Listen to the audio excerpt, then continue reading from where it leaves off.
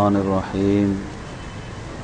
رب اشرح لی صدری ویسر لی امری واحلل عقدۃ من لسانی یفقہوا قولی الحمد للہ وحدہ والصلاة والسلام علی من لا نبی بعدہ وعلی آلہ واصحابہ الذین اوفوا عہدہ اما بعد فاعوذ باللہ من الشیطان الرجیم بسم اللہ الرحمن الرحیم عن ابی ہریرۃ عن النبی صلی اللہ تعالی علیہ وسلم قال الایمان بضع وستون شعبہ والحیاء شعبۃ من الایمان صدق اللہ العظیم وصدق رسولہ النبی الکریم ان اللہ وملائکتہ یصلون علی النبی یا ایھا الذین آمنوا صلوا علیہ وسلموا تسلیما اللہم صل علی سیدنا و مولانا محمد وعلی آل سیدنا و مولانا محمد وبارک وسلم صلاۃ و سلام علیک یا سیدی یا رسول اللہ وعلی آلک و اصحابک یا سیدی یا حبیب اللہ۔ بخاری شریف کی احادیث مبارکہ کا سلسلہ جو جاری ہے، آج صحیح بخاری کی 8ویں حدیث مبارکہ جو صفحہ نمبر 6 پر درج ہے، اس کے متعلق انشاءاللہ کچھ بیان کیا جائے گا۔ اس سے پہلے اسی صفحے کی حدیث مبارکہ کی کچھ تشریح بیان کی گئی تھی، جس میں اسلام کی بنیادی عقائد کے متعلق نبی کریم صلی اللہ تعالی علیہ وسلم کا فرمان تھا۔ اس کے بعد والی حدیث مبارکہ جس کے راوی حضرت سیدنا ابو ہریرہ رضی اللہ تعالی عنہ ہیں، اور حضرت سیدنا ابو ہریرہ رضی اللہ تعالی عنہ نبی کریم صلی اللہ تعالی علیہ وسلم کے وہ صحابی ہیں کہ جنہوں نے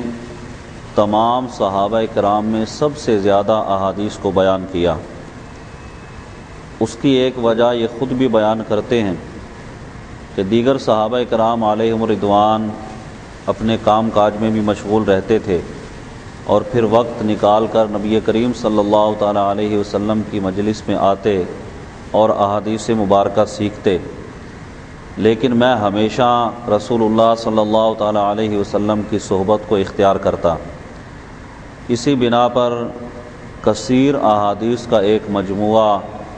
جو حضرت سیدنا ابو ہریرہ رضی اللہ تعالی عنہ سے روایت کردہ ملتا ہے، اور پھر محبوب کریم صلی اللہ تعالی علیہ وسلم کی خصوصی دعا جو انہیں نصیب ہوئی تھی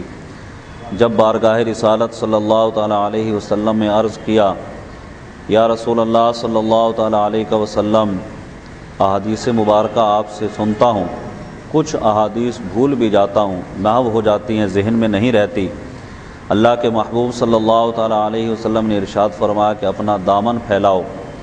کہتے ہیں کہ میں نے اپنا دامن بارگاہ رسالت میں پھیلا دیا۔ نبی کریم صلی اللہ تعالی علیہ وسلم نے اپنے دونوں ہاتھوں سے کچھ میرے دامن میں ڈالا اور ارشاد فرمایا کہ اسے اپنے سینے سے لگا لو۔ اللہ کے محبوب صلی اللہ تعالی علیہ وسلم نے اپنے ان دستے پر انوار سے جو کچھ حضرت ابو ہریرہ رضی اللہ تعالیٰ عنہ کو عطا فرمایا،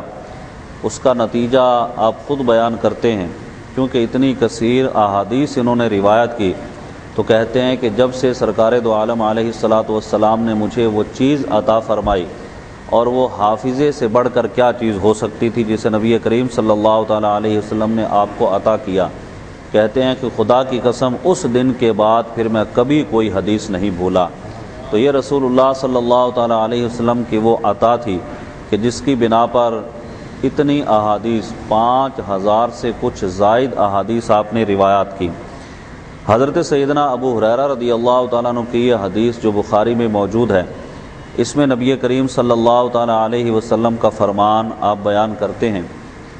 کہ الایمان بضع وستون شعبہ، ایمان کے 60 یا اس سے کچھ زائد شعبے ہیں۔ والحیاء شعبۃ من الایمان، اور حیا ایمان کا ایک شعبہ ہے۔ یہ رسول اللہ صلی اللہ تعالی علیہ وسلم کا وہ جامع کلام ہے کہ جس میں الفاظ کم ہیں اور اس کے مفاہیم بہت زیادہ ہیں۔ محبوب کریم صلی اللہ تعالیٰ علیہ وسلم کی اس حدیث مبارکہ کے متعلق کچھ بیان، اور پھر چونکہ آج 11ویں شریف بھی ہے جو کہ حضور سید غوث اعظم رضی اللہ تعالیٰ عنہ کی طرف نسبت اور آپ سے فیوض و برکات حاصل کرنے کا جو مہینہ، اور پھر اس میں خصوصاً جو 11 رات آج شروع ہو جائے گی، اس میں آپ کے عرس کا جو اہتمام کیا جاتا ہے، تو کچھ ان کی نسبت کی برکتیں بھی انشاءاللہ ہم لیں گے۔ پہلے حدیث مبارکہ میں جو کلام نبی کریم صلی اللہ تعالیٰ علیہ وسلم کا ہے، بدعن کا لفظ اس حدیث میں استعمال کیا گیا، جس کے معنی 1 سے لے کر 9 تک بیان کیے جاتے ہیں، یعنی 1 سے لے کر 9 تک اعداد کے لیے بدعن کا لفظ استعمال کیا جاتا ہے۔ تو رسول اللہ صلی اللہ تعالیٰ علیہ وسلم نے یہ ارشاد فرمایا کہ الایمان بدع و ستون، 60 یا اس سے کچھ زائد، یعنی اس میں 61 بھی ہے، 62 بھی ہے، 63 بھی ہے، آگے 9 تک یہ سارے اعداد موجود ہیں۔ مسلم شریف میں جو حدیث موجود ہے اسی مضمون کے متعلق، اس میں ارشاد فرمایا کہ 70 یا اس سے کچھ زائد شعبہ جات ہیں۔ مزید کتابوں کے اندر بھی یہ حدیث موجود ہے جس میں اس سے بھی مزید کچھ زائد شعبہ جات کا ذکر کیا گیا۔ تو کسی بھی حدیث میں حصر مقصود نہیں ہے، یعنی یہ معنی نہیں ہے کہ اتنے ہی ایمان کے شعبے ہیں، اس سے زیادہ نہیں، بلکہ ایک تعداد بیان کرنے کا مقصد یہ ہے کہ ایمان کے کئی شعبہ جات ہیں۔ ان میں سے یہاں بخاری شریف میں جو لفظ بیان کیا کہ وہ 60 کا لفظ بیان کیا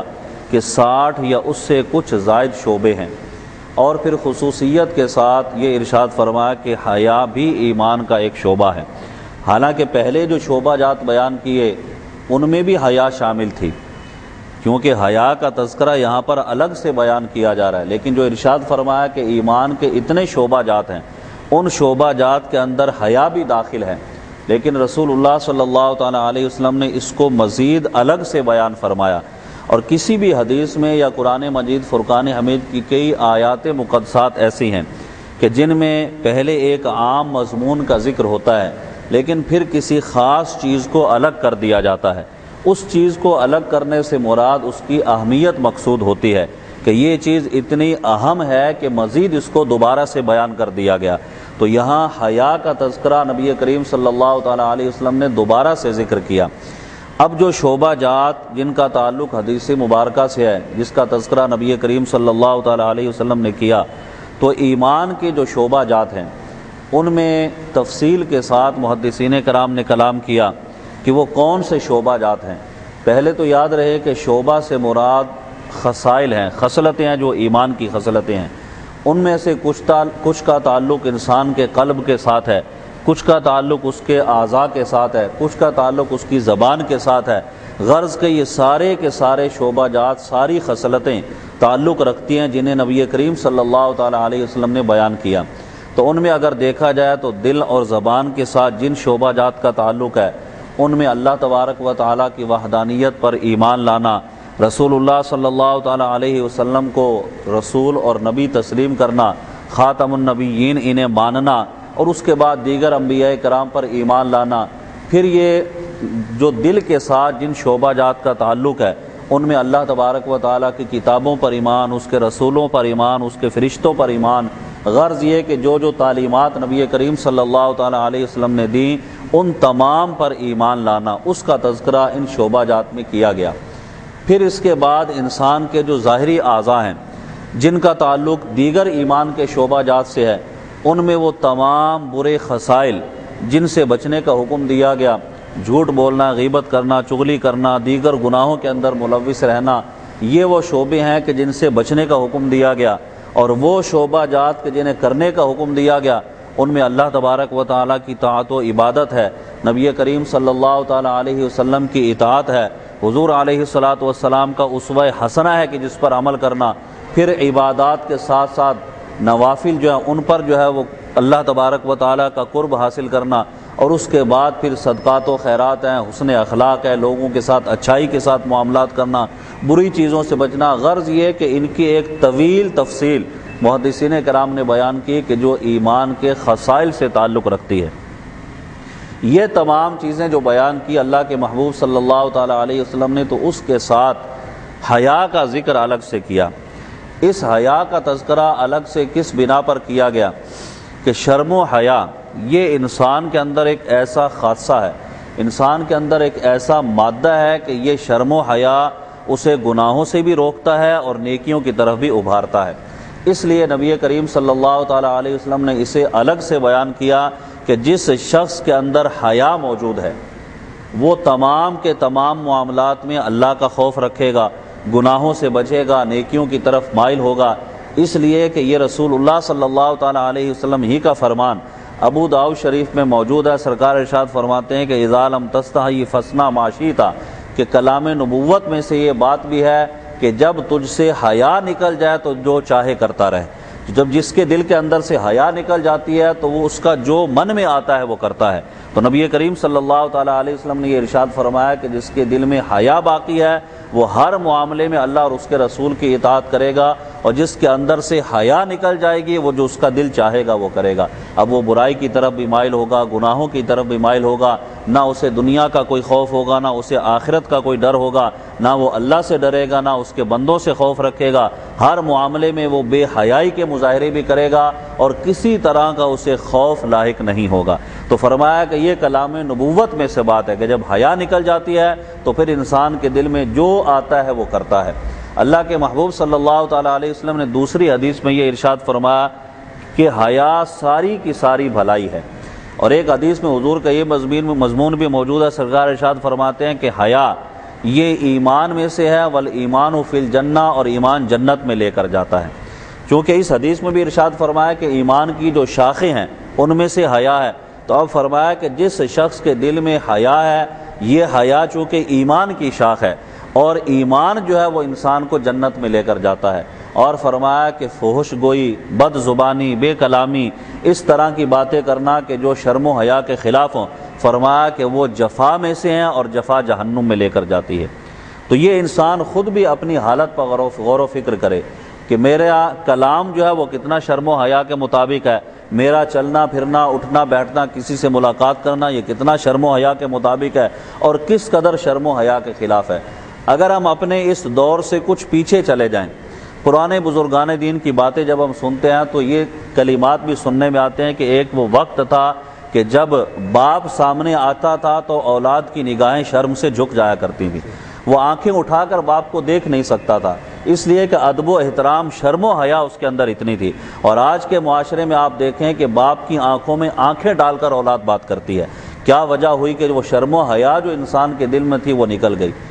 اس قدر بے حیائی اور فحاشی ہمارے معاشرے کے اندر پھیلی، اور پھر اس میں آپ دیکھیں کہ جو میڈیا کا کردار ہے، جو اس طرح کے معاملات ہیں جنہوں نے گھر گھر میں فحاشی اور عریانی اور بے حیائی کو پھیلایا، تو بالکل انسان کے دل سے اس چیز کا خوف ہی ختم ہو گیا کہ مجھے اپنے باپ سے شرم و حیا رکھنی ہے، اپنی ماں سے شرم و حیا رکھنی ہے، اپنے گھر والوں سے شرم و حیا رکھنا ہے۔ یہ سب چیزیں نکلتی چلی گئیں، اور یہ کیا ہوا؟ یہ رسول اللہ صلی اللہ تعالیٰ علیہ وسلم کے فرامین سے دوری کا نتیجہ نکلا۔ آج آپ دیکھیں کہ اولاد کس طرح والدین سے کلام کرتی ہے، کس طرح سے بات کرتی ہے، اپنے اساتذہ کرام سے کس طرح سے بات کرتی ہے۔ غرض یہ کہ جتنے بھی یہ شعبہ جات جن کا تعلق یہاں پر بیان کیے گا ایمان سے، ان میں خصوصیت کے ساتھ دیکھیں تو حیا کا جیسے آپ کہہ لیں کہ ہمارے معاشرے میں جنازہ نکل چکا ہے، شرم و حیا ہمارے معاشرے سے ختم ہوتی چلی گئی۔ پھر آپ مردوں کے ساتھ خواتین کی طرف نظر کریں تو ان میں بھی شرم و حیا کا مادہ باقی نہ رہا۔ یہ تو رسول اللہ صلی اللہ تعالیٰ علیہ وسلم نے بہت پہلے فرما دیا تھا کہ ایک وہ وقت آئے گا، قرب قیامت کی طرف سرکار نے اشارہ کیا کہ عورتیں ایسی ہوں گی کہ کپڑے پہنے ہوئے عریاں، کپڑے انہوں نے پہنے ہوں گے لیکن پھر بھی وہ ننگی ہوں گی۔ عرض کیا گیا کہ اس کا مفہوم اور مقصد کیا ہے؟ فرمایا کہ ایسے کپڑے ہوں گے جن میں سے ان کا جسم اور بدن جھلکتا ہوگا، تو گویا کہ انہوں نے کپڑے پہنے ہیں پھر بھی وہ عریاں ہیں۔ تو یہ وہ معاملات ہیں جو رسول اللہ صلی اللہ تعالیٰ علیہ وسلم نے بیان فرما دیے کہ جب شرم و حیا ختم ہوئی، نہ جو ہے وہ گھر والے اپنی خواتین کو بے حیائی سے روکتے ہیں، نہ وہ خود رکتی ہیں، نہ شوہر اپنی زوجہ کو روکتا ہے، حالانکہ احادیث مبارکہ میں اس قدر سخت مضامین موجود ہیں۔ یہاں تک ارشاد فرمایا کہ جس کی بیوی باہر نکل کر دوسروں سے کلام کرتی ہے، ان سے بات چیت کرتی ہے بغیر کسی ضرورت کے، فرمایا کہ وہ دیوس ہے۔ اور دیوس کا معنی جو محدثین نے کیا وہ ارشاد فرمایا کہ بے غیرت آدمی ہے کہ جسے اتنی شرم و حیا نہیں کہ جس کا وہ سرپرست ہے وہ خاتون باہر جا کر دوسرے مردوں سے کلام کرتی ہے۔ غرض یہ کہ یہ معاملات کس بنا پر ہوئے کہ شرم و حیا معاشرے سے ختم ہوئی۔ اللہ کے محبوب صلی اللہ تعالیٰ علیہ وسلم نے جو ارشاد فرمایا تھا کہ حیا ایمان کا ایک حصہ ہے، تو ایمان اسی وقت انسان کا کامل ہوگا جب اس چیز کو اپنائے گا، کہ کامل مومن کی صفات یہ بیان کی گئی ہیں۔ اللہ کے محبوب صلی اللہ تعالیٰ علیہ وسلم نے جو احادیث بیان کی اور جو بزرگان دین کے واقعات اگر ہم دیکھیں، ان کے اندر شرم و حیا کتنی تھی۔ میں نے عرض کیا کہ شرم کی وجہ سے انسان گناہ کرنے سے ڈرتا ہے، اور اس کے دل میں خوف خدا پیدا ہوتا ہے کہ مجھے کل قیامت میں اللہ کی بارگاہ میں پیش ہونا ہے۔ جب وہ کسی گناہ کی طرف اس کا نفس یا شیطان اسے مائل کرنے لگے گا تو یہ غور کرے گا کہ مجھے کل قیامت میں رب کی بارگاہ میں پیش ہونا ہے، اور اللہ کی بارگاہ میں پیش ہوگا جب مجھے اس چیز کا جواب دینا پڑے گا تو وہ چیز جو اس کے دل میں پیدا ہوئی شرم کی وجہ سے اسے گناہ سے روک دے گی۔ حضور سید غوث اعظم رضی اللہ تعالیٰ عنہ کے بے شمار واقعات آپ سنتے ہیں۔ شیخ سعدی شرازی رحمۃ اللہ تعالیٰ علیہ نے ایک واقعہ نقل کیا گلستان میں، آپ ارشاد فرماتے ہیں کہ بیت اللہ شریف کی دیوار کے ساتھ ایک شخص زاروں کی طرح رو رہا تھا، اور دیوار کے ساتھ لپٹا ہوا رو رہا ہے، آہوزاری کر رہا ہے۔ لوگ دیکھ رہے ہیں کہ اس قدر آہوزاری میں یہ شخص مشغول ہے، اور پھر زبان سے کلمات، زبان سے دعا کیا نکل رہی ہے کہ یا اللہ کل قیامت میں تو مجھے اندھا اٹھانا۔ سننے والوں کو یہ حیرت ہوئی کہ ہم تو وہاں عافیت کا سوال کرتے ہیں کہ قیامت کے دن عافیت کے ساتھ اٹھیں، یہ عجیب آدمی ہے کہ اس طرح کا سوال کر رہا ہے کہ قیامت کے دن اندھا اٹھانا۔ اب اس کا عارفانہ کلام تو ان کی سمجھ میں آیا نہیں تھا، پوچھ بیٹھے کہ کیا وجہ ہے یا شیخ کیا بات ہے کہ آپ اس طرح کی دعا کر رہے ہیں؟ کہا کہ میں اس طرح کی دعا اس وجہ سے کر رہا ہوں کہ میرے اعمال اگر اللہ کی بارگاہ میں مقبول نہیں ہے تو میں کل قیامت میں اس لیے اندھا اٹھنا پسند کرتا ہوں کہ لوگوں کے سامنے میری رسوائی نہ ہو، میں لوگوں کو دیکھوں گا نہیں، شرمندہ نہیں ہوں گا، میری رسوائی نہیں ہوگی، اس بنا پر کہ میرے اعمال اگر اللہ کی بارگاہ کے لائق نہیں ہیں تو میں یہ تمنا کرتا ہوں کہ کل قیامت میں اندھا اٹھایا جاؤں۔ جب ان کا عارفانہ کلام سنا تو لوگ جو تھے وہ حیرت میں مبتلا ہوئے، جانتے نہ تھے۔ پوچھا کہ من انتا یا شیخ، آپ کون ہیں؟ فرمایا کہ انا عبد القادر جیلانی، میں عبد القادر جیلانی ہوں۔ تو آپ دیکھیں کہ حضور سید غوث اعظم رضی اللہ تعالیٰ عنہ جن کی ولایت اتنی کامل ہے کہ ہر زمانے کے لوگوں نے آپ کی ولایت کی گواہی دی، لیکن خوف خدا اور شرم قیامت کے دن اللہ کی بارگاہ میں حاضر ہونے کی کتنی ہے کہ یوں ارشاد فرما رہے ہیں کہ میں کل قیامت میں اندھا اٹھنا اس بنا پر پسند کرتا ہوں کہ اگر میرے اعمال رب کی بارگاہ کے لائق نہیں ہے تو میں کیسے اللہ کی بارگاہ میں پیش ہو سکوں گا۔ تو گویا کہ یہ شرم و حیا کا ایک خاصہ ہے جو حضور سید غوث اعظم رضی اللہ تعالیٰ عنہ میں بدرجہ اتم موجود ہے۔ تو یہ جتنے بھی لوگوں کے اندر یہ چیز جب تک موجود رہی خوف خدا باقی رہا، اور جب یہ چیز نکل گئی ان کے دلوں سے خوف بھی جاتا رہا۔ اور روض الفائق کے اندر ایک روایت بیان کی گئی، حضرت سیدنا عیسیٰ علیہ نبینا وعلیہ الصلوۃ والسلام ایک مرتبہ باہر نکلے، قحط پڑا ہوا تھا، بارش نہیں ہو رہی تھی، لوگوں کو اپنے ساتھ لیا کہ چلو باہر چلتے ہیں، اللہ کی بارگاہ میں دعا کرتے ہیں کہ بارش نازل ہو جائے۔ حضرت سیدنا عیسیٰ علیہ نبینا وعلیہ الصلوۃ والسلام کی طرف اللہ تبارک و تعالیٰ نے وحی کی، ارشاد فرمایا کہ جب تک گناہگار یہاں موجود ہوں گے بارش کا نزول نہیں ہوگا۔ آپ نے ارشاد فرمایا کہ جو بھی گناہگار ہے اس مجمع کے اندر وہ چلا جائے۔ تھوڑی دیر میں دیکھا کہ سارے کے سارے لوگ نکل چکے تھے۔ اب ہر آدمی یہ سمجھتا تھا کہ میں نے یہ گناہ کیا، کوئی نہ کوئی گناہ سرزد ہوا، وہ سب چلے گئے، کوئی بھی باقی نہ رہا۔ آپ نے جب مجمع کی طرف نظر ڈالی سارا مجمع غائب، ایک آدمی کھڑا ہوا تھا۔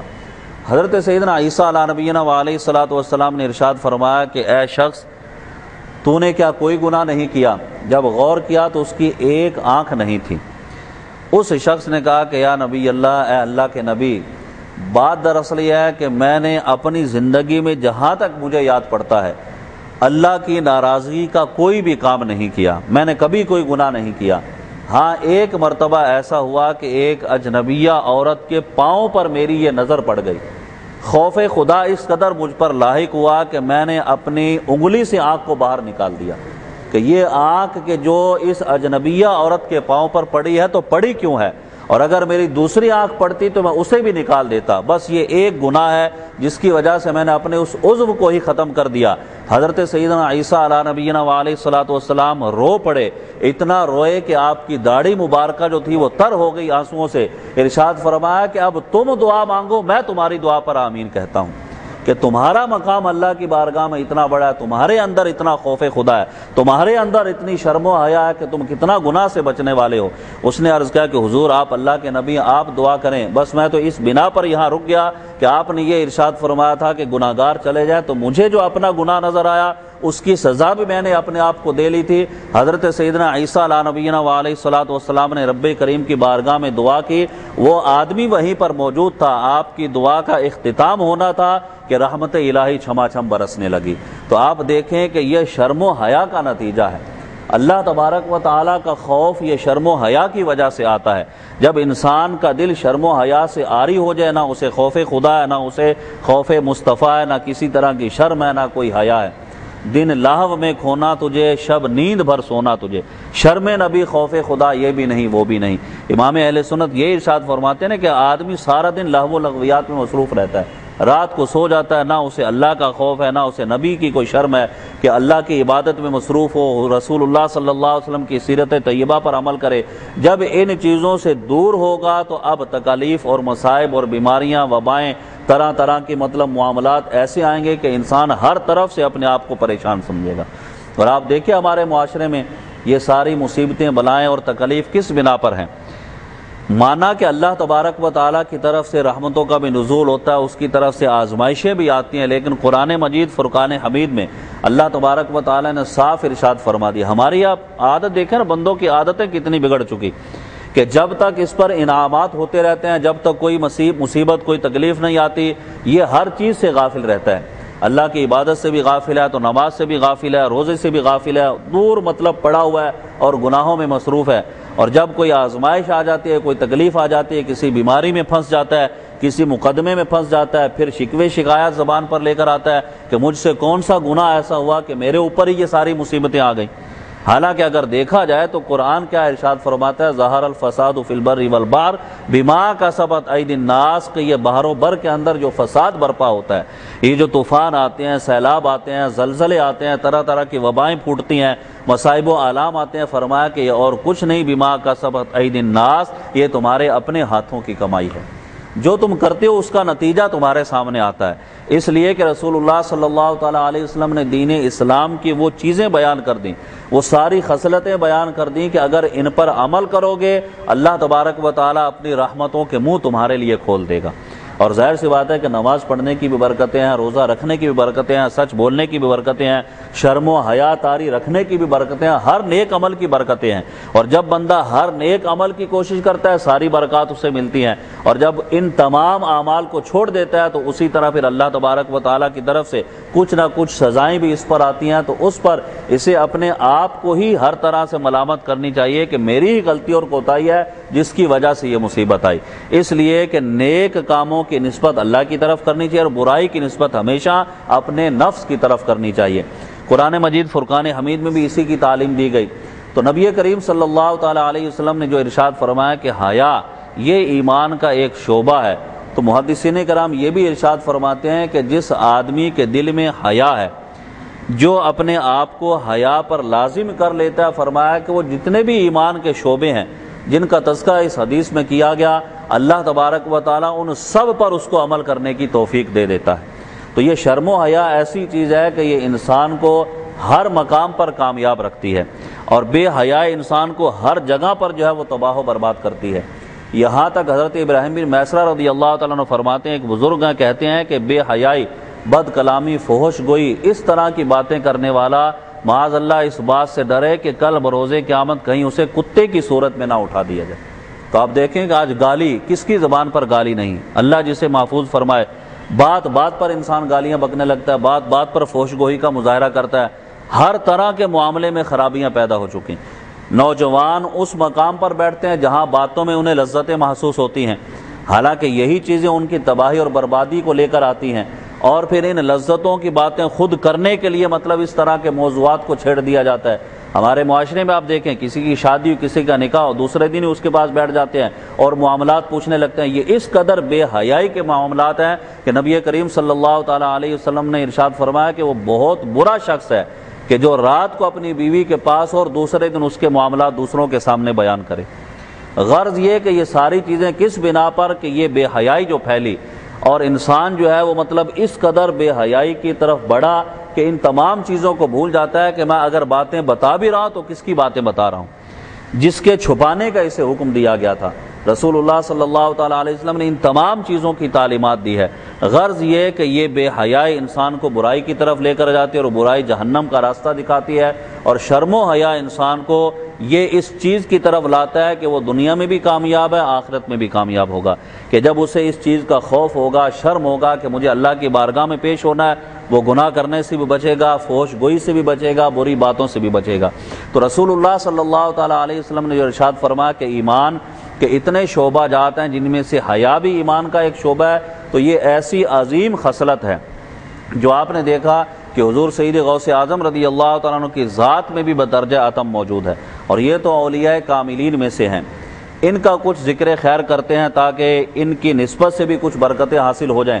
حضور سید غوث اعظم رضی اللہ تعالیٰ عنہ کی ایک یہی صفت اور وصف نہیں ہے جو ابھی میں نے ذکر کیا اسی حدیث کے ضمن میں، بلکہ جس معاملے میں بھی آپ حضور سید غوث اعظم رضی اللہ تعالیٰ عنہ کو دیکھیں آپ کامل نظر آئیں گے۔ یہاں تک کہ ولایت کا جو معاملہ ہے، حضرت مجدد رسانی رحمۃ اللہ تعالیٰ علیہ اپنے مکتوبات میں ارشاد فرماتے ہیں کہ امام مہدی تک، امام مہدی کا نزول ہوگا قرب قیامت۔ آپ ارشاد فرماتے ہیں کہ حضرت سید غوث اعظم رضی اللہ تعالیٰ عنہ سے لے کر امام مہدی تک جتنے بھی اولیاء کرام آئیں گے ان تمام پر حضور سید غوث اعظم رضی اللہ تعالیٰ عنہ کی مہر کا لگنا ضروری ہے۔ جب تک ان کی مہر نہیں لگے گی وہ اولیاء کاملین میں سے نہیں ہو سکتا۔ اور آپ کا مرتبہ اور مقام اس بات سے اندازہ لگائیں کہ جب آپ نے بھرے مجمع کے اندر یہ ارشاد فرمایا قدم حاضی علی رقبۃ کل ولی من ولی اللہ، کہ ہر ولی کی گردن پر جو ہے میرا قدم ہے، یہ مجمع کے اندر اللہ کے حکم سے آپ نے یہ جملہ ارشاد فرمایا۔ حضور خواجہ غریب نواز رضی اللہ تعالیٰ عنہ دور کسی پہاڑ کے غار میں مجاہدے میں مشغول تھے، وہاں آپ نے حضور سید غوث اعظم رضی اللہ تعالیٰ عنہ کا کلام سنا، یہ جملہ سنا کہ آپ نے ارشاد فرمایا کہ میرا یہ قدم ہر ولی کی گردن پر ہے۔ حضرت خواجہ غریب نواز رضی اللہ عنہ نے ارشاد فرمایا بل قدماک علی رأس وعینی، بلکہ آپ کا قدم میری گردن پر نہیں میرے سر اور میری آنکھوں پر ہے۔ جب یہ ارشاد فرمایا تو حضور سید غوث اعظم رضی اللہ عنہ نے ارشاد فرمایا کہ اے غیاث الدین کے بیٹے، ہند کی ولایت ہم نے تمہارے سپرد کر دی اور ہند کا علاقہ تمہارے سپرد کر دیا۔ یہ حضور سید غوث اعظم کا فیض تھا کہ آپ نے دیکھا کہ 90 لاکھ ہندو جو تھے حضرت خواجہ غریب نواز کے ہاتھ پر مسلمان ہوئے۔ تو اگر دیکھا جائے تو حضور سید غوث اعظم رضی اللہ تعالیٰ عنہ کا فیض صرف قادری سلسلے میں نہیں بلکہ آپ اس بات سے بھی اندازہ لگائیں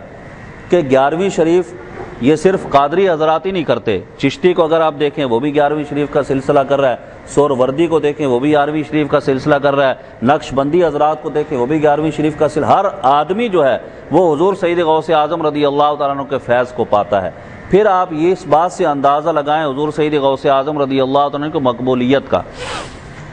کہ عموماً یہ دیکھا جاتا ہے کہ آراس جو منائے جاتے ہیں خصوصاً ان کے مزار اقدس پر، پھر ایک خاص جو ان کا سالانہ عرس کا موقع تھا اس موقع پر ان کے آراس منا لیے جاتے ہیں۔ حضور سید غوث اعظم رضی اللہ تعالیٰ عنہ کا فیض ایسا ہے کہ آپ کے آراس نہ صرف یہ کہ صرف بغداد شریف میں، نہ یہ کہ آپ کے صرف اس 11ویں شریف کے مہینے میں، بلکہ ہر مہینے میں ہر جگہ پر جہاں جہاں اہل ایمان بستے ہیں، اگر دیکھا جائے تو ہر اس گھر میں جس میں رسول اللہ صلی اللہ علیہ وسلم کا نور برستا ہے اس گھر میں 11ویں شریف ہوا کرتی ہے۔ تو یہ حضور سید غوث اعظم رضی اللہ تعالیٰ عنہ کا وہ کمال اور وصف ہے جو اللہ کی بارگاہ سے آپ کو ملا کہ اللہ تبارک و تعالیٰ نے اتنے بڑے مرتبے اور مقام پر آپ کو فائز کیا، اور یہ وصف جو آپ کو ملا ہے یہ اس بنا پر نہیں بلکہ جتنے بھی معاملات آپ ان کے دیکھیں، آپ کی ولادت مبارکہ سے لے کر آپ دیکھیں نا کہ 505ویں صدی ہجری 470 میں غالباً ان کا جو ہے وہ ان کی ولادت مبارکہ ہے، اس کے بعد جو وقت انہوں نے گزارا تو اب اتنا طویل عرصہ گزر چکا، اتنا طویل عرصہ گزرنے کے باوجود آج حضور سید غوث اعظم رضی اللہ تعالیٰ عنہ کی محبت ہمارے دلوں میں ہے، اور یہ محبت کس بنا پر ہے؟ حضور سیدی غوث اعظم رضی اللہ تعالیٰ عنہ کو ظاہری آنکھوں سے ہم نے نہیں دیکھا، اور ایک طویل عرصہ گزر گیا، کتنے لوگ گزر گئے جنہوں نے حضور سیدی غوث اعظم کا دیدار نہیں کیا، لیکن ظاہری آنکھوں سے دیدار کی بات کرو، ورنہ وہ جسے نواز نے خواب میں اپنا دیدار کروا دیں، لیکن ظاہری آنکھوں سے نہ دیکھنے کے باوجود ان کی محبت اور ان کی عقیدت، ان کی 11ویں شریف سے محبت جو ایک مسلمان کے دل میں ہے، اس پر اگر غور کرتے ہیں تو ایک ہی بات سمجھ میں آتی ہے کہ رب کریم نے جو ارشاد فرمایا ان الذین آمنوا وعملوا الصالحات سیجعل لهم الرحمن ودا، کہ بے شک جو لوگ ایمان لائے انہوں نے نیک اعمال کیے۔ اب ایمان لانے کے بعد عمل صالح کا ذکر ہے۔ اگر دیکھا جائے تو ایمان میں بھی حضور سید غوث اعظم کامل ہیں اور اعمال صالحہ میں بھی کامل ہیں۔ ایمان میں اتنے کامل کہ کتنے لوگوں نے آپ کے ہاتھوں سے ایمان کو قبول کیا اور آپ کے ہاتھ پر جو ہے وہ دائرہ اسلام میں داخل ہوئے، اور اگر اعمال صالحہ کا معاملہ دیکھا جائے تو کتنے لوگ تھے کہ آپ کے قدموں سے وابستہ ہوئے، آپ نے ان کی منازل طے کرا کے انہیں ولی کے مقام پر فائز کر دیا۔ تو یہ اعمال صالحہ تھے، کتنے کتنے دنوں تک بغیر کھائے پیے اللہ تبارک و تعالیٰ کی عبادت میں مشغول رہتے، یہاں تک کہ اللہ تبارک و تعالیٰ کی طرف سے بعض اوقات یہ ندائیں دی جاتی ہیں کہ کچھ کھا لو تاکہ تمہارے جسم میں توانائی آ جائے۔ یہ حضور سید اعلیٰ حضرت رضی اللہ عنہ نے بھی اس کا ذکر کیا، قسمیں دے دے کے کھلاتا ہے پلاتا ہے تجھے، پیارا اللہ تیرا چاہنے والا تیرا۔ تو یہ آپ کا مقام ہے کہ اس طریقے سے آپ نے مجاہدات کی اعمال صالحہ کے اندر، تو عمل دیکھیں اور ایمان دیکھیں، دونوں کے اندر کامل ہیں۔ اور جب کوئی آدمی ان دونوں چیزوں کے اندر کامل ہو جاتا ہے، کیونکہ یہ آیت مقدسہ صرف حضور سید غوث اعظم رضی اللہ تعالیٰ عنہ کے لیے نہیں ہے، بلکہ تمام مومنین شامل ہیں اس کے اندر۔ کوئی بھی آدمی ایمان کامل رکھنے والا، عمل صالح کرنے والا، اللہ تبارک و تعالیٰ کا خوف رکھنے والا، آج جو حدیث بیان ہوئی اس کے ضمن میں اگر دیکھیں تو شرم و حیا رکھنے والا، غرض یہ کہ جتنے بھی اسلامی عقائد اور معاملات ہیں سب پر کاربند رہنے والا، جب وہ ان چیزوں کو اپنا لیتا ہے، اللہ ارشاد فرماتا ہے سیجعل لهم الرحمن ودا، کہ اللہ تعالیٰ اس کی محبت بندوں کے دلوں میں ڈال دیتا ہے۔ تو یہ بندوں کا کمال نہیں ہے کہ وہ حضور سید غوث اعظم کو یاد رکھے ہوئے ہیں، یہ اللہ تبارک و تعالیٰ نے بندوں کے دل میں حضور سید غوث اعظم کی محبت کو ڈال دیا، کہ آج اتنا زور مطلب لگایا جاتا ہے کہ 11ویں شریف کیا ہے، کیوں مطلب ہے کہ 11ویں شریف کو کیا جاتا ہے، کیوں اتنی عقیدت کا اظہار کیا جاتا ہے، اور جس قدر مخالفین ہیں اسی طرح سے اللہ تبارک و تعالیٰ ان کے مرتبہ اور مقام کو بڑھا دیتا ہے۔ اور یہ تو آپ دیکھتے ہیں کہ ابھی پہلے ربیع الاول شریف کا مہینہ گزرا، وہاں مخالفین نبی پاک صاحب الاولاق صلی اللہ تعالیٰ علیہ وسلم کی 12ویں پر اعتراض کرتے تھے، اور جب 11ویں آتی ہے تو 11ویں پر اعتراض شروع ہو جاتا ہے،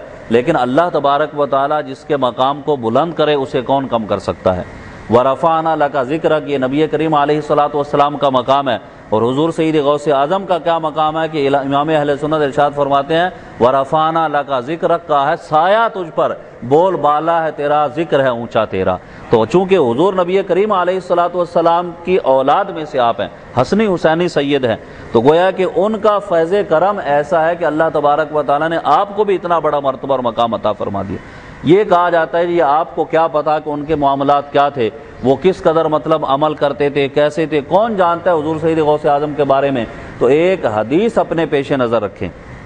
اگرچہ ہم نے انہیں نہیں دیکھا، ان کا زمانہ نہیں پایا، آج ان کی شہرت ہے، ان کا اتنا بڑا مرتبہ اور مقام ہے، کس بنا پر جو لوگ یہ اعتراض کرتے ہیں کہ نہ جانے ان کا معاملہ کیسا تھا، آپ اتنے ان کے قصیدے پڑھتے ہیں۔ نبی پاک صاحب الاولاق صلی اللہ تعالیٰ علیہ وسلم تشریف فرمائے، صحابہ کرام بیٹھے ہوئے، مشکات میں حدیث موجود ہے، سرکار دو عالم علیہ الصلوۃ والسلام نے دیکھا، صحابہ کرام بھی دیکھ رہے ہیں کہ ایک جنازہ گزرتا ہے۔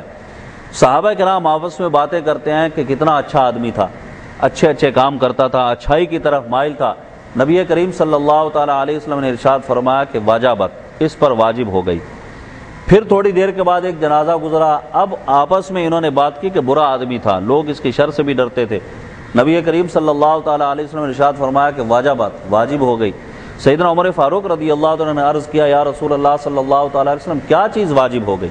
پہلے جو جنازہ گزرا اس کے بارے میں آپ نے ارشاد فرمایا کہ واجب ہو گئی، دوسرا گزرا اس کے بارے میں فرمایا کہ واجب ہو گئی، حالانکہ پہلے کے الگ معاملات صحابہ نے بیان کیے، دوسرے کے الگ بیان کیے۔ نبی کریم صلی اللہ تعالیٰ علیہ وسلم نے ارشاد فرمایا کہ پہلا جو جنازہ تھا جس کی تم نے اچھائی بیان کی اس پر جنت واجب ہوگی، اور جس کی برائی بیان کی اس پر جہنم واجب ہوگی۔ کیوں؟ ارشاد فرمایا کہ انتم شہداء اللہ فی الارض، تم زمین پر اللہ کے گواہ ہو۔ جس کے بارے میں مسلمان کہہ دیں کہ یہ اچھا ہے وہ اللہ کے نزدیک بھی اچھا ہے، اور جس کے بارے میں مسلمان کہہ دیں کہ برا ہے وہ اللہ کے نزدیک بھی برا ہے، اس لیے کہ مومنین جو ہے وہ اللہ کے گواہ ہیں۔ تو ایک زمانہ اس بات کو دہراتا ہے کہ حضور سید غوث اعظم رضی اللہ عنہ کا وہ مقام ہے کہ جو اولیاء کرام میں کسی کا مقام نہیں ہے۔ اور اگر آپ صرف حضور سید غوث اعظم رضی اللہ عنہ کی ذات کو ہی نہیں بلکہ آپ دیگر اولیاء کرام کو دیکھیں،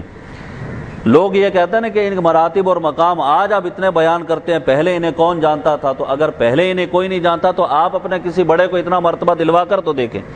مال خرچ کریں، مال خرچ کرنے کے کسی کو تھوڑی مرتبہ ملتا ہے، لیکن اللہ کی بارگاہ سے جب مقام ملتا ہے تو آپ دیکھیں کہ رات کے اگر 2 بجے بھی آپ حضور داتا گنج بخش رحمۃ اللہ تعالی علیہ کے مزار پر چلے جائیں، بغداد شریف حضور سید غوث اعظم کے مزار پر چلے جائیں، رات کو 2 بجے بھی آپ قرآن پاک کی تلاوت کرتا ہو لوگوں کو پائیں گے۔ یہ کس بنا پر ہے؟ کہ اللہ نے لوگوں کے دلوں میں ان کی محبت کو ڈال دیا ہے۔ یہ محبت رب کی طرف سے بندوں کے دلوں میں ہے کہ رب نے جب یہ محبت ڈالی ہے تو اب یہ محبت مزید بڑھتی ہی چلی جائے گی، اس لیے کہ ان کا شمار اولیاء کاملین میں سے ہوتا ہے۔ تو حدیث مبارکہ کے ضمن میں حضور سید غوث اعظم رضی اللہ عنہ سے برکتوں کے حصول کے لیے چند باتیں میں نے عرض کی۔ اللہ تبارک و تعالیٰ ہمیں اس حدیث پر جتنے معاملات اس کے بیان کے ان پر عمل کی توفیق عطا فرمائے، اور ہمارے اس معاشرے میں خصوصیت کے ساتھ جو شرم و حیا ختم ہو چکی، اللہ تبارک و تعالیٰ ہمارے مردوں کو، ہماری عورتوں کو، ہم سب کو شرم و حیا کا پیکر بنائے اور حیا پر چلنے کی توفیق عطا فرمائے۔ وما علینا الا البلاغ المبین۔